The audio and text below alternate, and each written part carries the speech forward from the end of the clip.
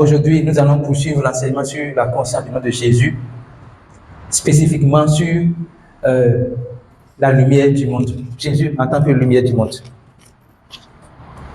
Jésus en tant que lumière du monde. Pour rappel, on avait dit qu'il ne sert à rien de mentionner le nom de Jésus si on n'a pas conscience de ce nom. Parce que c'est la conscience du nom de Jésus qui donne de l'impact dans notre vie sur cette terre, qui nous permet de dire, ah, je dois aller prêcher la bonne nouvelle aujourd'hui, je dois être un bon exemple pour ceux qui me suivent. C'est la conscience de ce nom que nous portons qui nous aide à le faire. Mais aujourd'hui, nous allons voir, d'abord, on va se poser des questions aujourd'hui et on va apporter les réponses à ces questions-là. Qu'est-ce qui n'est pas la lumière? Qu'est-ce qui n'est pas la lumière du monde? Dans mes recherches, j'ai noté que les luminaires, comme le soleil, la lune, les étoiles, les astres, ne sont pas la lumière du monde. Allons dans Jean 1, verset 14. Pardon, Genèse 1, verset 14. Genèse 1, verset 14. Les luminaires, comme le soleil, la lune, les astres, les étoiles, ne sont pas la lumière du monde. Dieu dit qu'il y ait des luminaires dans l'étendue du ciel pour séparer le jour d'avec la nuit et que ce soit les signes pour marquer les époques, les jours et les années. C'est au verset 24, 14 que cela a été dit. Et si nous voyons, lisons verset 15, on va voir quelque chose. Verset 15. Verset 4, verset 16. Verset 16. Dieu fit les grands luminaires, les plus grands luminaires pour présider le jour et le plus petit pour présider la nuit. Il y fit aussi des étoiles. Verset 17. Je veux qu'on voit quelque chose. Dieu plaça dans l'étendue du ciel et pour éclairer la terre. Oui. Verset 18. Pour présider la terre, pour présider le jour et à la nuit, pour séparer la lumière d'avec les ténèbres. Dieu vit que cela était bon. Verset 19, on va voir le jour. Verset 19. Il y eut un soir et un matin, ce fut le 4e jour. C'est pour montrer quoi? C'est au 4e jour de la création du monde que les luminaires, le soleil, lune et les étoiles ont été créés. Maintenant, remontons au verset 3. Genèse 1, verset 3. On a dit, Genèse 1, verset 3, que la lumière soit et la lumière fut. Verset 4. Dieu vit que la lumière était bonne, Dieu sépara la lumière avec les ténèbres. Verset 5. Dieu appela la lumière le jour et appela les ténèbres la nuit. Ainsi, il y a un soir et un matin, ce fut le 1er jour. Donc, c'est depuis le 1er jour de la création que Dieu a dit que la lumière soit et la lumière fut. Et déjà, Dieu a déjà défini ce qu'on appelle le jour et la nuit, avant même de créer le soleil pour présider au jour et la lune pour présider à la nuit. Alors, quand la Bible parle de lumière, il parle également de jour, mais ce n'est pas le jour qui est soumis à la lumière du soleil, mais c'est le jour qui est soumis à la lumière qui est Jésus-Christ. J'espère que vous suivez. Quand la Bible parle de jour, pour nous qui sommes en Christ, pour nous qui avons cru que Jésus est mort pour nos péchés, ensuite il est ressuscité, pour nous qui savons que Jésus est le Christ et l'avons accepté dans notre cœur, quand la Bible parle de jour, il dit que ce jour que nous sommes est gouverné, est présidé par Christ qui est la lumière. Contrairement au jour ordinaire de ce monde qui est gouverné par le soleil. Ça suit. Donc, le soleil, la lune et les lumières, les luminaires comme les étoiles ne sont pas la lumière du monde. Plus encore, les luminaires ont été créés pour annoncer Christ, pour montrer le chemin du Christ. On va voir cela dans Matthieu 2, versets 9 et 10. Matthieu 2, versets 9 et 10. Matthieu 2, versets 9 et 10. C'était le roi mage qui avait vu l'étoile de Jésus-Christ et qui allait l'adorer. On va voir ce qu'il dit ici. Après avoir entendu le roi, il partit. Et voici l'étoile qu'ils avaient vue en Orient marchait devant eux jusqu'à ce qu'étant arrivé au-dessus du lieu où était le petit enfant, elle s'arrêta. Donc les mages ont vu une étoile qui annonçait la naissance du Christ, la naissance du roi, de Jésus qui est le Christ. Et ils ont suivi l'étoile jusqu'à Jésus. Verset 10. Verset 10. Quand ils aperçurent l'étoile, ils furent saisis d'une grande joie. C'est pour dire que l'étoile de Jésus n'est pas la lumière, mais l'étoile de Jésus a permis hommage de voir qui est la lumière. Ça suit? Alors, nous allons poser également une autre question. On disait toujours, qu'est-ce qui n'est pas la lumière du monde? Je voudrais ajouter à cela, les anges ne sont pas la lumière du monde. Et je vais mettre l'accent sur l'ange de la lumière, qu'on appelle Lucifer. Lucifer, ange de la lumière, n'est pas la lumière du monde. Il est porteur de lumière. Il y a une différence entre celui qui porte une lumière et la lumière même. Je ne sais pas comment donner l'exemple là. Je suppose que je n'ai rien pour montrer l'exemple. Si j'avais une lampe dans ma main, je porte la lampe, d'accord? Mais je ne suis pas la lampe. Donc les anges, l'ange Lucifer spécifiquement, est un porteur de lumière, mais il n'est pas la lumière. Je le dis parce que dans le corps de Christ aujourd'hui, beaucoup ont commencé par dire que Lucifer, ange porteur de lumière, est Jésus-Christ. Et nous devions avoir la connaissance de savoir qu'il y a une différence entre le porteur de lumière et la lumière même. Les anges ou Lucifer, ange de lumière, n'est pas la lumière du monde. Nous allons avancer. Alors, on va se poser encore une autre question. On disait qui n'est pas la lumière du monde? Je voudrais dire que les spiritualistes, beaucoup disent aujourd'hui qu'ils sont des spiritualistes, qu'ils ont connu la spiritualité, qui connaissent Dieu. Et c'est eux qui ont des astuces pour donner aux gens afin que les gens puissent vivre bien sur cette terre. Les spiritualistes ne sont pas la lumière du monde. Pourquoi je le dis? Parce qu'ils ne portent pas la lumière du monde en eux. Ils ne portent pas Jésus-Christ, qui est la lumière du monde. Ils ne portent pas Jésus-Christ en eux. Ils ne reconnaissent pas Jésus-Christ comme leur Seigneur et Sauveur. Ils disent qu'ils sont spiritualistes sur la base de ce qu'ils ont découvert, peut-être des connaissances humaines qui n'ont rien à voir avec la lumière de Christ même. Donc les spiritualistes ne sont pas la lumière du monde. Ils ne sont même pas porteurs de lumière. Alléluia.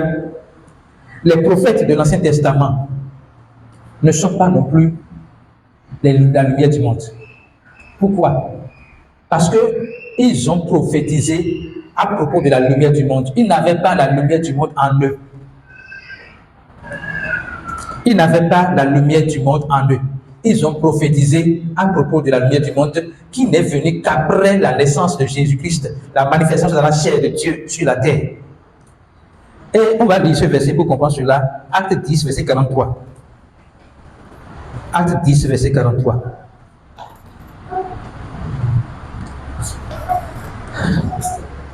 Tous les prophètes rendent de lui le témoignage que quiconque croit en lui reçoit par son nom le pardon des péchés.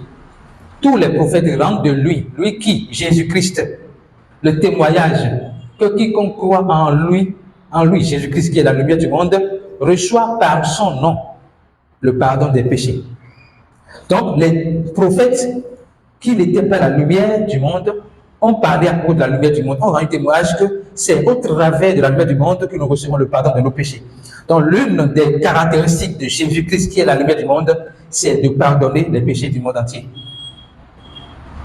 Quand j'étais venu, j'ai vu un verset affiché juste à l'écran, c'est un verset 9 qu'on va lire rapidement, parce que la mission de Jésus en tant que lumière du monde, c'est d'offrir le pardon éternel des péchés au monde entier.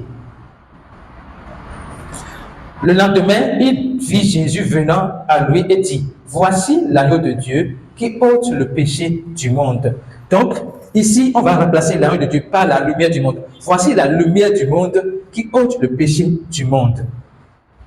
Voici la lumière du monde qui ôte le péché du monde. Le rôle de la lumière que Jésus-Christ est, c'est de ôter le péché du monde. Parce que le problème qu'il y a entre Dieu et les hommes, ce n'est pas les hommes, c'est le péché qui sépare les hommes de Dieu.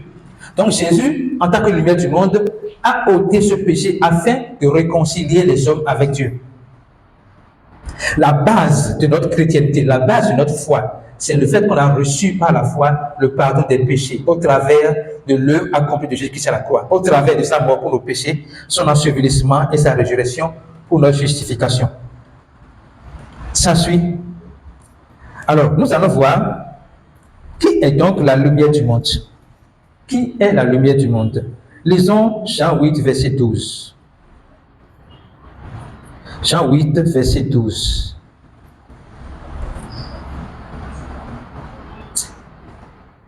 Jésus leur parla de nouveau et dit, « Je suis la lumière du monde.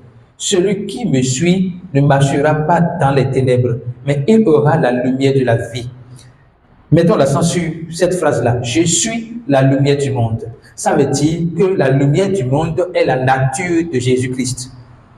La lumière est la nature de Jésus-Christ. La lumière est l'identité de Jésus-Christ. Donc, en dehors, tout ce qui est fait ou dit, en dehors de la lumière n'est pas Jésus.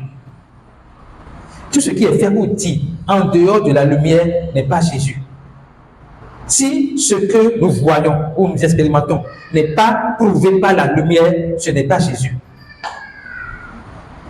Ça signifie que si nous voyons dans notre vie quelque chose ou des circonstances qui ne révèlent pas la lumière, et quand je parle de la lumière, je parle de Jésus-Christ. Quand je parle de Jésus-Christ, je parle de son amour, qui ne révèle pas l'amour qui a poussé Jésus-Christ à mourir pour le péché du monde entier, ce n'est pas Jésus, ce n'est pas Dieu.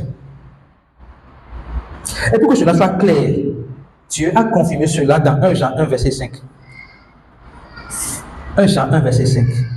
Il dit, la nouvelle que nous avons apprise de lui et que nous vous annonçons, c'est que Dieu est lumière. La nouvelle que nous avons apprise de lui et que nous vous annonçons, c'est que Dieu est lumière et il n'y a point de ténèbres en lui. Je veux souligner quelque chose de fondamental et je prie le Seigneur de nous donner cette place de révélation. Nous savons cela, mais je vais mettre l'accent sur ça. Dieu n'a pas créé les ténèbres. Les ténèbres sont l'absence de la lumière. Donc, même en disant Dieu est lumière et il n'y a pas de ténèbres en lui, c'est pour clarifier un concept pour que nous n'ayons pas de confusion. Dieu n'a pas créé les ténèbres. Les ténèbres sont l'absence de la lumière. Ça veut dire que si la lumière est quelque part, les ténèbres disparaissent. Donc, il n'est même pas possible de voir une germe de ténèbres dans la lumière. Mais quand la parole de Dieu met l'accent sur le fait que Dieu est lumière et qu'il n'y a point en lui de ténèbres, c'est pour qu'il n'y ait pas de confusion sur cette question-là. Dieu est lumière et Dieu n'a pas que les ténèbres. Les ténèbres sont l'absence de la lumière. Et on peut remonter encore à Genèse pour voir cela. Genèse 1, verset 2, car on va voir que l'absence de la lumière a créé un vide. On va voir. Genèse 1, verset 2. Verset 2 à 4. La terre était informe et vide. C'est l'absence, cela décrit l'absence du Christ.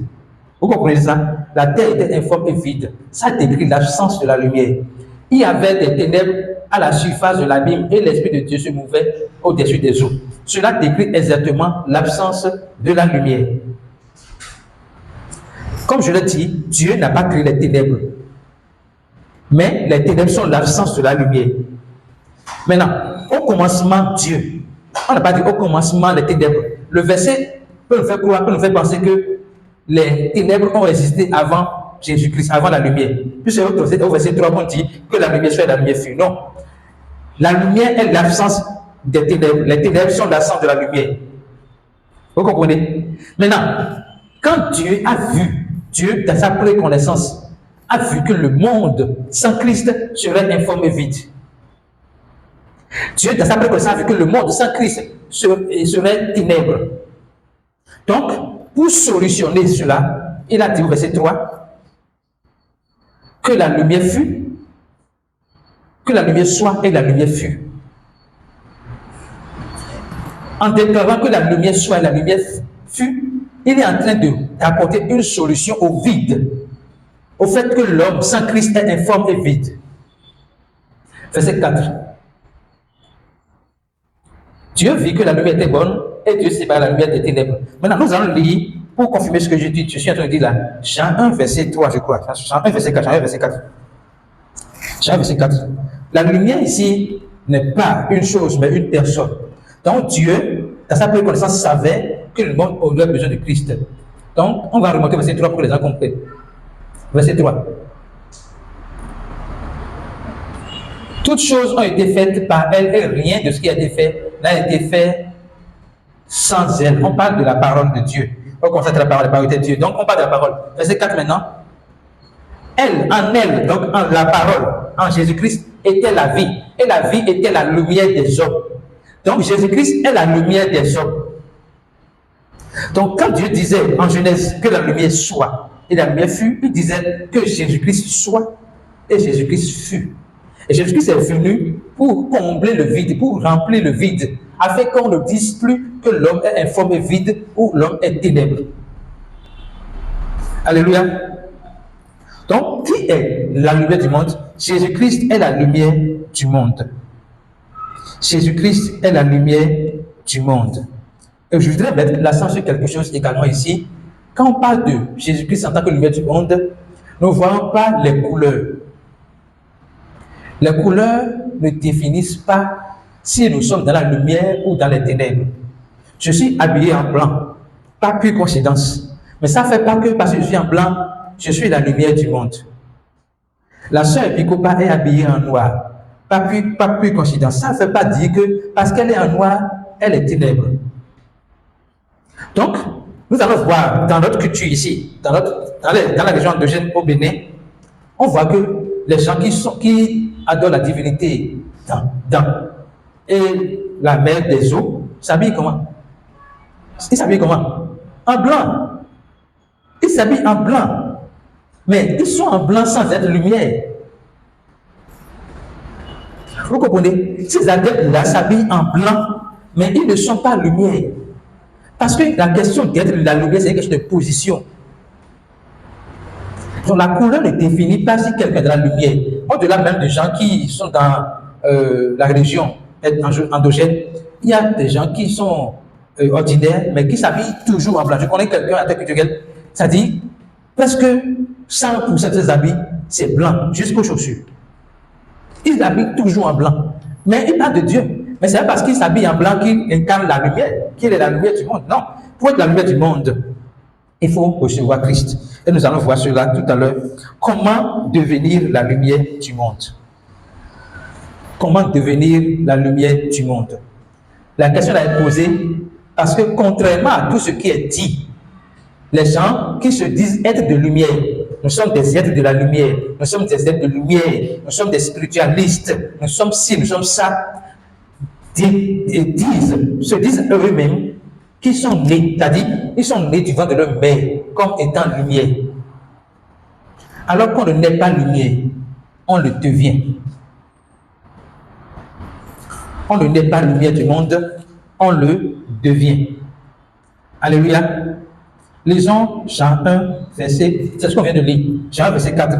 Jésus, on dit ici, en elle était la vie, et la vie était la lumière des hommes. Lisons maintenant verset 9 à 13. Verset 9 à 13. On verra quelque chose tout de suite. Attendez là. Cette lumière est la véritable lumière. On parle de Jésus-Christ. D'accord? Cette lumière est la véritable lumière qui, en venant dans le monde, éclaire tout homme. Allons-y, verset 10. Elle était dans le monde, et le monde a été fait par elle, et le monde ne l'a point connue. Quand on parle du monde ici, vous voyez souvent qui sont le monde la représente qui ou quoi? Je veux des réponses, s'il vous plaît. Le monde représente quoi ou qui? Les hommes. Donc, la lumière était dans le monde, mais le monde et le monde, c'est les hommes, ont été faits par elle, par la lumière, et le monde ne l'a point connue. Suivant, verset 11. Elle est venue chez les siens. Les siens ne l'ont point reçu. Nous sommes en train de voir comment nous devenons lumière du monde. Elle est venue chez les siens ne l'ont point reçu. Verset 12. Mais à tous ceux qui l'ont reçu, à ceux qui croient en son nom, elle a donné le pouvoir de devenir enfants de Dieu. À tous ceux qui ont reçu qui? La lumière du monde. Et qui croient au nom de la lumière du monde. La lumière du monde a donné le pouvoir de devenir enfant de la lumière. Maintenant, comment l'enfant de la lumière est-elle né? Ou comment l'enfant de la lumière est-il né? Lesquels sont nés? Verset 13. Non du sang, ni de la volonté de la chair, ni de la volonté de l'homme, mais de Dieu. Nous avons vu tout à l'heure que Dieu est la lumière et en lui il n'y a pas de ténèbres. Donc, lesquels, ceux qui ont reçu Jésus-Christ, sont nés, non du sang, ni de la volonté de la chair, ni de la volonté de l'homme, mais de la lumière même. C'est pour cela que dans Ephésiens 5, verset 8, on peut lire ça. La parole nous qualifie des enfants de la lumière.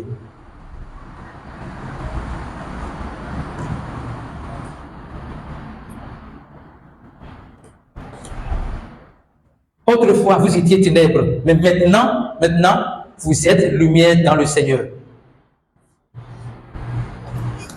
J'ai vu enfant de la lumière quelque part. On va voir rapidement.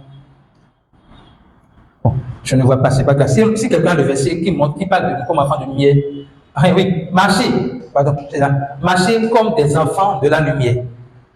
Donc, nous sommes enfants de la lumière parce que nous avons reçu Jésus-Christ, qui est mort pour nos péchés, enseveli et ressuscité. Alors, quand nous parlons de la lumière du monde, je suis la lumière du monde, nous devons avoir conscience que nous le sommes, parce que nous sommes nés de nouveau. Nous sommes nés de nouveau comment? Par la foi en Jésus-Christ, uniquement par la foi. Ce n'est pas par les œuvres. Dans Ephésiens 2, verset 8, on peut lire ça. C'est par grâce que nous sommes sauvés. Au moyen de la foi. Cela ne vient pas de nous. C'est le don de Dieu. Donc, nous sommes devenus par la foi enfants et lumière du monde parce que nous reconnaissons que ce n'est pas grâce que nous sommes sauvés. La grâce signifie la faveur imméritée. Ce n'est pas faveur imméritée que nous sommes sauvés. Ce n'est pas par nos mérites que nous sommes sauvés. Mais ce n'est pas pure grâce que nous sommes sauvés. Par le moyen de la foi. Et cela ne vient pas de nous, mais c'est le don de Dieu. Le don de Dieu, je pense que la chef épiscopale a défini cela avec plus de précision. Le don de Dieu n'est pas une subvention remboursable. Le don de Dieu est vraiment gratuit. Ce n'est pas une subvention remboursable. Ce n'est pas une subvention pour qu'on parle de on va mériter cela. Non, c'est un don gratuit de Dieu. Donc, nous sommes sauvés par grâce au moyen de la foi. Et cela ne vient pas de nous, mais c'est le don de Dieu. Verset 9. Toujours, cette phrase suffit pour qu'on sache que ce n'est pas par nos œuvres. Ce n'est pas parce qu'on a donné beaucoup d'argent à l'église. Ce n'est pas parce on est venu à l'église 365 jours. C'est pas parce qu'on a prié pour les gens dans les hôpitaux. Non, c'est parce qu'on a reçu Jésus-Christ par la foi. Ce n'est pas par nos œuvres. Nous n'avons pas mérité le salut par nos œuvres. Nous avons à recevoir le salut par pure grâce et par la foi. Ce n'est point pas les œuvres, afin que personne ne se glorifie. Alléluia. Donc nous sommes la lumière du monde, pas sur la base de ce que nous avons fait, mais sur la base de ce que Christ a fait pour nous. Nous sommes la lumière du monde, pas sur la base de nos bonnes œuvres, mais sur la base de l'œuvre accomplie de Jésus-Christ à la croix pour notre salut. Alléluia. Ça veut dire quoi? Aucune pratique, aucun rituel, aucun exercice spirituel n'a la capacité de faire de nous des êtres de la lumière. Je ne veux pas être de la lumière, nous faisons de nous la lumière du monde. Aucune pratique, aucun exercice spirituel, aucune initiation ne peut faire de nous la lumière du monde. Ce n'est que par la foi en Jésus-Christ que nous devenons par la foi lumière du monde. Alléluia. Alors, maintenant que nous savons que nous sommes la lumière du monde par la foi en Jésus-Christ, donc dépendant entièrement à 100% de Christ et ce que Christ a fait, on va se demander comment donc nous allons pouvoir marcher comme des enfants de la lumière. Comment on pourra marcher comme des enfants de la lumière? Lisons 1 Jean 2, verset 6. 1 Jean 2, verset 6. Nous allons voir ensemble comment nous devrions marcher comme des êtres de la lumière. Celui qui dit qu'il demeure en lui doit marcher aussi comme il a marché. Celui qui dit qu'il demeure en lui, on parle de Jésus-Christ, lumière du monde, doit marcher comme il a marché lui-même. Voyez ce qui est dit. Celui qui dit qu'il demeure en lui doit marcher comme il a marché aussi. Je veux qu'on souligne celui qui dit et doit. En fait, le fait de dire que nous sommes la lumière du monde nous impose une responsabilité. Ce n'est pas facultatif. C'est pour cela que la parole dit doit marcher. Nous avons le devoir, nous avons l'obligation de marcher comme Christ, lumière du monde, lui-même a marché. Et je prie que nous méditions chacun sur ça. Sur tout ce que je vais dire à la suite de cela, c'est ce que Dieu m'a communiqué, que je partage avec vous. Mais je crois que Dieu a un message spécifique à chacun sur ce plan-là, sur comment nous allons pouvoir marcher comme Christ a marché. On va lire Matthieu 5, verset 44, pour voir comment nous sommes appelés à marcher comme Christ a marché. La première chose que j'ai soulignée, c'est que nous devions démontrer à temps et à contre-temps l'amour inconditionnel de Dieu. Dieu nous a aimés sans condition. Alors que nous étions encore pécheurs, Christ est mort pour nous. Il n'a pas vu nos péchés pour dire que nous sommes disqualifiés. Mais plus encore, parce que dans notre péché, il est venu nous secourir. Il est venu nous sauver. Donc, il n'a pas conditionné son salut, le salut qu'il nous a donné à notre repentance. Il a conditionné son salut à son amour à lui. Donc, la première manière de marcher comme Christ a marché, c'est de démontrer à temps et à contre-temps l'amour inconditionnel de Dieu dans nos relations avec les hommes. Moi, je vous dis, aimez vos ennemis. Lisons verset 43. Là, on va voir le contexte pour voir pourquoi Jésus met l'accent sur ça. Vous avez appris qu'il a été dit, tu aimeras ton prochain et tu haïras ton ennemi. Donc, le principe que Moïse avait établi, c'est qu'on peut aimer son prochain et on doit haïr son ennemi. Mais qu'est-ce que Jésus, lumière du monde, nous enseigne? Lisons verset 44. Il dit, mais moi je vous dis, mais moi Jésus, mais moi lumière du monde, je vous dis, bénissez, aimez vos ennemis, bénissez ceux qui vous maudissent, faites du bien à ceux qui vous haïssent et priez pour ceux qui vous maltraitent et vous persécutent.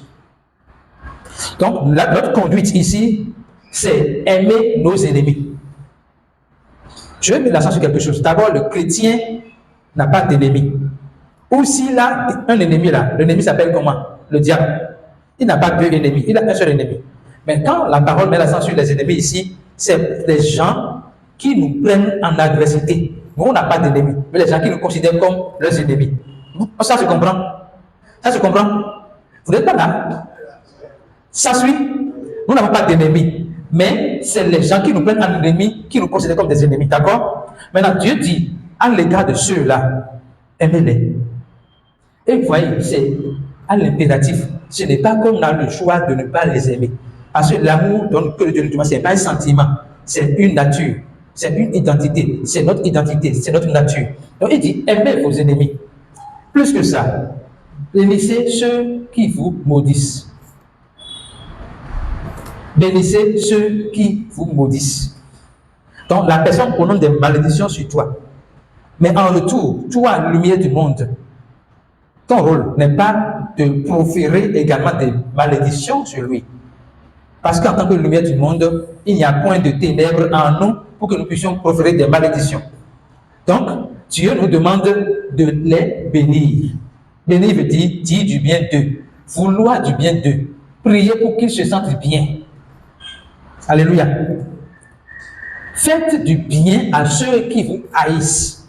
Donc la personne te fait du mal comme ça. Et tu vois que la personne te persécute, te fait du mal. Mais Dieu dit, fais-lui du bien. Attention. Je ne vais pas prendre un cas extrême, mais imaginez quelqu'un qui vous fait du mal. C'est sûr que des gens nous ont fait du mal. Et nous avons pris l'engagement, tous ici, moi y compris, de leur faire du bien. Vous pouvez choisir une personne dans le lot et faire du bien à cette personne. Lui acheter des fruits, lui faire un petit momo, lui l'appeler pour lui dire combien nous l'aimons, combien nous apprécions sa vie, combien Dieu l'aime. Donc, faites du bien à ceux qui nous haïssent. Priez pour ceux qui nous maltraitent et nous persécutent. Alléluia. Vous voyez que c'est ce que Dieu nous demande, ça sort, ça dépasse le naturel. La personne te persécute et te maltraite. Mais Dieu te dit, n'entretiens pas un ressentiment à son égard. Ne rumine pas la colère en toi. Prie pour lui. Priez pour ceux qui vous maltraitent et vous persécutent. Donc, la première attitude pour démontrer que nous marchons comme Christ a marché, c'est de démontrer l'amour inconditionnel de Dieu. Et ce verset nous donne une large vue sur comment nous pouvons démontrer cela. Verset suivant, qu'on va lire rapidement, c'est Galates 5, verset 6. C'est verset 6 ou verset 16. Verset 16. Galates 5, verset 16. Galates 5, verset 16. Je dis donc, marchez selon l'esprit et vous n'accomplirez pas les désirs de la chair.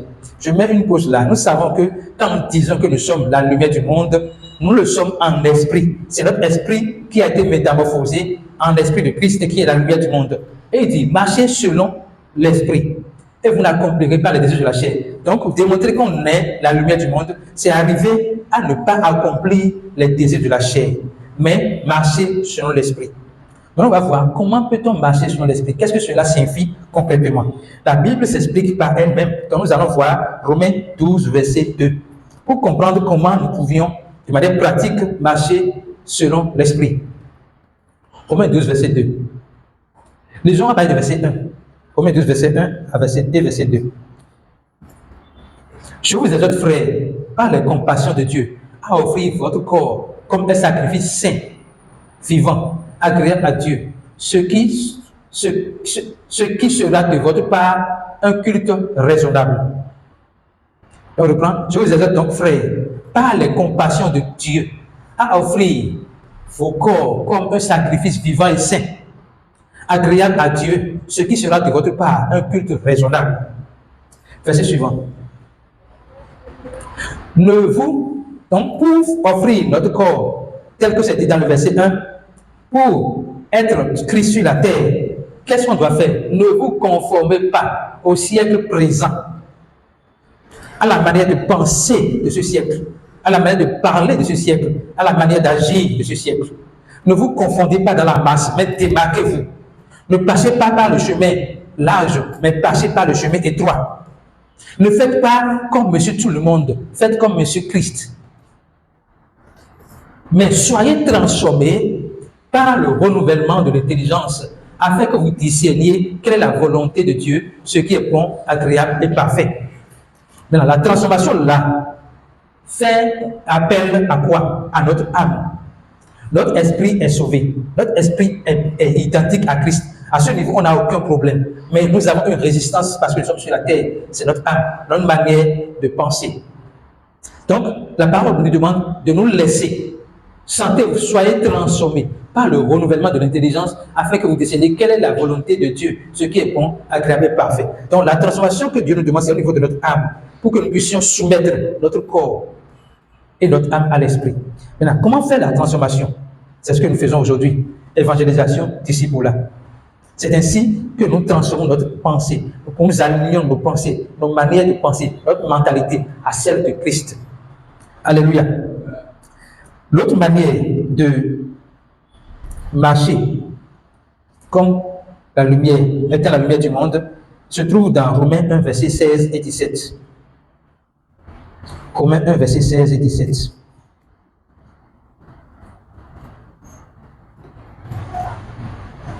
Car je n'ai point honte de l'évangile. C'est la puissance de Dieu pour le salut de quiconque croit. Du juif, premièrement, puis du grec. Verset suivant. Parce qu'en lui est révélée la justice de Dieu par la foi et pour la foi. Selon qu'il est écrit, le juste vivra par la foi. Donc, il est dit que le juste vivra par la foi. Il n'est pas dit que le juste vivra par les œuvres. Il n'a pas dit que le juste vivra par les prières, mais le juste vivra par la foi. Pas qu'il ne faut pas faire de bonnes œuvres, ni prier. Mais nous devons prier, faire de bonnes œuvres sur la base de la connaissance de Christ que nous avons en nous. Le juste vivra par la foi. Vivre par la foi signifie quoi? Lisons le verset 16 encore. Vivre par la foi signifie quoi? Vivre par l'évangile. Vivre par la foi signifie vivre par l'évangile. C'est l'évangile qui nous a sauvés. D'accord? Et quand la parole dit vivre par la foi, c'est vivre par l'évangile qui nous a sauvés. C'est-à-dire tenir ferme dans la parole que nous avons entendue qui nous a sauvés. Dans la mort de Jésus pour nos péchés, son enseignement par sa résurrection, c'est cela qui nous a sauvés. C'est la mort de Christ qui nous a sauvés. Par son enseignement, sa résurrection, il nous a donné la justification. Donc, si la parole dit vivre par, le juste vivre par la foi, c'est vivre par l'évangile. Donc, notre vie doit être la démonstration de la compréhension exacte et précise que nous avons de l'évangile de Dieu. Et l'évangile de Dieu fait référence à quoi? À l'amour inconditionnel de Dieu, à la grâce extraordinaire de Dieu, à la miséricorde insondable de Dieu, au pardon éternel que Dieu nous a donné, au rachat éternel qu'il nous a donné, à la rédemption éternelle qu'il nous a donné. C'est l'évangile-là qui parle, c'est pas cet évangile-là que nous marchons. Le juste vivra par la foi. C'est ce que nous devions commencer par démontrer en étant lumière du monde. Donc je vais récapituler comment marcher comme enfant de la lumière, comment marcher comme lumière du monde. Première chose, démontrer l'amour inconditionnel de Dieu. Deuxième point, marcher par l'esprit, et qui veut dire nous laisser transformer par le renouvellement de l'intelligence. Point 3, c'est vivre par la foi, c'est-à-dire vivre par l'évangile. Maintenant, je finis maintenant par l'assurance de la lumière que nous sommes au jour de l'enlèvement. L'assurance de la lumière que nous sommes au jour de l'enlèvement. Lisons 1 Thessaloniciens 5, verset 2. C'est ça? 2 Thessaloniciens. Si c'est 1 ou bien 2. Lis, cherche-moi d'abord 1 Thessaloniciens, chapitre 5, verset 4. Voilà. 1 Thessaloniciens, chapitre 5, verset 4. Il dit, bon, on va aller à verset 2. Verset 2. Car vous savez bien vous-même que le jour du Seigneur viendra comme un voleur dans la nuit. Suivant. Quand les hommes diront paix et sûreté, alors une ruine soudaine les surprendra, comme les douleurs de l'enfantement surprennent la femme enceinte, et ils n'échapperont point. D'accord? Verset suivant maintenant. Mais vous, frères, je parle de l'assurance que nous avons, nous en tant que nous, lumière du monde, avant le jour de l'enlèvement. Mais vous, frères, vous n'êtes pas dans les ténèbres pour que ce jour vous surprenne comme un voleur. Donc, Dieu nous rassure que nous ne sommes pas dans les ténèbres pour que ce jour nous surprenne comme un voleur. Je fais suivant. Pourquoi il le dit? Vous êtes tous des enfants de la lumière et les enfants du jour. Nous ne sommes point de la nuit ni des ténèbres. Donc, en tant qu'enfant de lumière, le jour de l'enlèvement ne va pas nous surprendre. Et le président a donné une grande révélation par rapport à ça que je vais dire à la fin. Lisons, verset suivant. Ne dormons donc point comme les autres, mais veillons et soyons sobres. Verset suivant. Car ceux qui dorment, dorment la nuit. Et ceux qui s'enivrent la nuit. Verset suivant. Mais nous qui sommes du jour, soyons sobres, ayant revêtu la cuirasse de la foi. Donc, comment nous allons rester sobres? Quand on dit sobriété, les gens parlent d'autre chose carrément. Mais voilà comment nous devons rester sobres en tant qu'enfants de la lumière. Revêtir la cuirasse de la foi. Pourquoi la cuirasse de la foi? Parce que c'est au moyen de la foi que nous sommes sauvés. Et si le diable veut attaquer un croyant, c'est semer le doute dans son cœur. Donc la cuirasse de la foi empêche le doute de pénétrer notre cœur. La cuirasse de la foi nous donne l'assurance de notre salut. Il n'est pas question qu'on dise qu'on a la capacité ou la possibilité de perdre le salut, parce que nous avons la cuirasse de la foi qui nous rassure que nous sommes sauvés éternellement. La charité, revêtir également la charité. On vient de voir que la manière dont nous allons démontrer que nous sommes des enfants de la lumière du monde, c'est de manifester l'amour inconditionnel de Dieu. Porter le casque, et ayant pour casque l'espérance du salut. Ayant pour casque l'espérance du salut. Je reviens au premier, à la foi qui dit, cœur de la foi, c'est pour que notre confiance, notre assurance de notre salut soit préservée. Et la parole insiste sur l'espérance. Nous devons porter le casque. Ça dit, il n'y a rien qui viendra nous dire dans notre cerveau qu'on peut perdre le salut. Ce n'est pas possible. On va lire le verset 9. Car Dieu ne nous a pas prédestinés à la colère, mais à l'acquisition du salut par notre Seigneur Jésus-Christ. Nous sommes sauvés par grâce au moyen de la foi et nous avons la vie de Dieu en nous. Et c'est ce qui fait que nous sommes la lumière du monde. En tant que lumière du monde, nous devons prendre conscience de notre état et régner sur la terre. Je finirai par un témoignage d'un pasteur que nous connaissons tous ici, dont l'autre pasteur, Moïse Fitei, a fait l'école. Je parle d'André Omak. Nous savons qu'André Omak a créé l'école Caris. Et c'est là que notre président, Moïse Fitei, a fait son école, avant d'établir le ministère au Bénin. Un jour, il est dans le ministère depuis longtemps. Un jour, souvent quand quand on l'invite pour les croisades, les conférences, il va dans son hôtel, avant de se coucher dans l'hôtel, dans sa chambre, il prend du temps pour lier le diable. Il prie pour lier le diable, il lit le diable, il lit le diable. Et je dis quelqu'un qui enseigne la parole de Dieu, hein, il enseignait. Mais un jour, il était venu dans son hôtel et il voulait faire la même chose. Mais il y a eu une discussion entre Dieu et lui à ce moment-là. Il dit, mais attends, est-ce que tu sais que tu es la lumière du monde? Il dit, je le sais. Ok. La lumière, est-ce que la lumière du monde que tu es, est-ce que en ta présence, les ténèbres peuvent encore exister? Il dit non. Maintenant, pourquoi tu perds le temps pour lier le diable? Depuis ce jour, il a pris conscience qu'il est la lumière du monde. Donc, je voudrais que nous prenions conscience que nous sommes la lumière du monde. Nous ne sommes pas n'importe qui. Notre présence fait disparaître les ténèbres si nous ne le voyons pas. Notre présence fait disparaître les ténèbres. C'est pour cela que nous sommes capables de prier pour les gens et les gens seront guéris. Nous sommes capables de prophétiser la guérison dans la vie des gens et les gens vont recevoir la guérison. Pas parce que nous avons la force, mais parce que nous sommes la lumière du monde. Et cette lumière fait disparaître les ténèbres. C'est pour cela que nous devons commencer par nous lever. Nous allons nous lever sur nos pieds pour déclarer: je suis la lumière du monde, je prends conscience de mon autorité et je prends conscience de ma responsabilité. Merci Jésus parce que je suis la lumière du monde. Merci parce que tu as fait de moi la lumière du monde. Merci parce que j'ai cru en toi, je t'ai reçu dans ma vie comme mon Sauveur et Seigneur. Et tu fais de moi la lumière du monde. Merci Jésus. Que ton nom soit glorifié maintenant et à jamais.